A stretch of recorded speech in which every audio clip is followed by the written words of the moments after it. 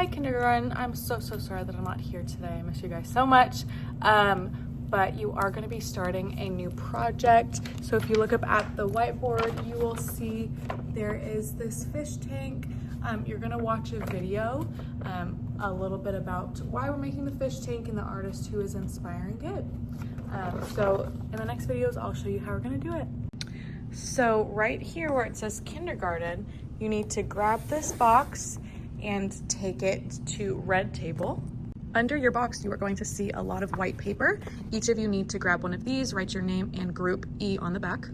On the back counter over here, you will see a big box of crayons. You will need at least 2 different colors of crayons. Now, in your kindergarten box, you will see a bunch of different plastic looking sheets, and you are going to notice different patterns. Today, you are going to be learning about texture. So texture is the way something looks or the way something feels. So whenever we look at a cloud, it looks like it's fluffy and soft. If we look at a rock, it looks rough. If we look at, I don't know, a cactus, it looks pointy. So you'll actually notice that you can feel the texture on these plates. So you're gonna choose 2 different textures that you really like, 2 crayons and 1 piece of paper, and take it to your desk. All right, when you look at my 2 different examples of my fish tanks, you will notice obviously the fish tank is really big in the center, but behind it in the background, I have a texture on kind of the floor or a table, and I have a different texture on the walls. So this is what you're gonna be doing today. So you are going to first get your paper. You are going to grab a pencil from your bucket, make sure your name and E is on the back of the paper so I know who you are and what group you're in. Then you need to draw a line, okay? This line is going to indicate, ground and walls. Now after that, you're going to take your first color of crayon. I think I want to start with this one, okay? And then I found these 2 texture plates that I really like. You are going to notice that they have 2 different designs on these longer ones, so be mindful about which one you're using.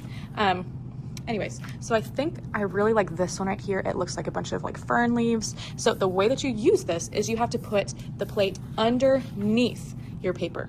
Okay, underneath. Now remember, there's 2 different patterns here. I don't want to put the whole thing underneath because I only want this first pattern that's only this big. Okay, so I'm going to put it underneath.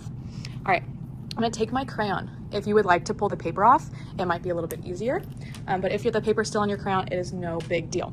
So now you need to hold firmly on both the paper and the texture plate. So you will notice my hand is on both. If your hand is only on the paper, the plate is going to move around as you color. So you need to hold both firmly. Then I'm going to take my crayon and I'm going to press down. And you're going to start to notice that it kind of shows the texture onto your paper. Okay. So if I use the side of the crayon, it doesn't show up super dark. If I use the tip of the crayon, if I hold it like a pencil, okay, and then I color, you will see the texture becomes a lot darker. You are able to decide which way you like it.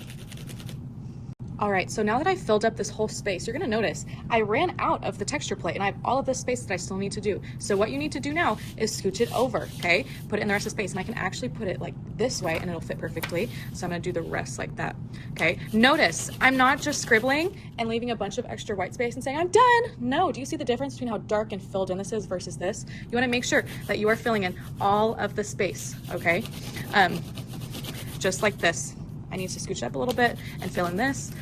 Make sure that you are staying under that line that we made just for the ground, and then you can do the top when you're finished. All right, the top is the same exact process, but you're gonna choose a new texture and a new color, and then just put it behind, color, and then you will start to see the texture appear, making sure we move it after each time so you can get more space filled in, just like this. And once you finish the whole thing, you are now finished. At the end of class, I need everyone to grab their paper and walk it to the kindergarten E group cubby. That is the top right cubby, KE. So put your paper in there so we can find it next week. When you are finished doing that, you are able to free draw. So remember, a free draw paper is in this wooden container. You can use markers from your buckets, but please consider make sure that you are clicking these in correctly. I'm having a lot of students who are just kind of leaving it there and they fall out. You need to push it in all the way. And if you're having trouble, please ask a friend or a sub. We don't want to let these markers dry out. And you are able to take your free draw papers home today if you do make one. All right, see you guys next week.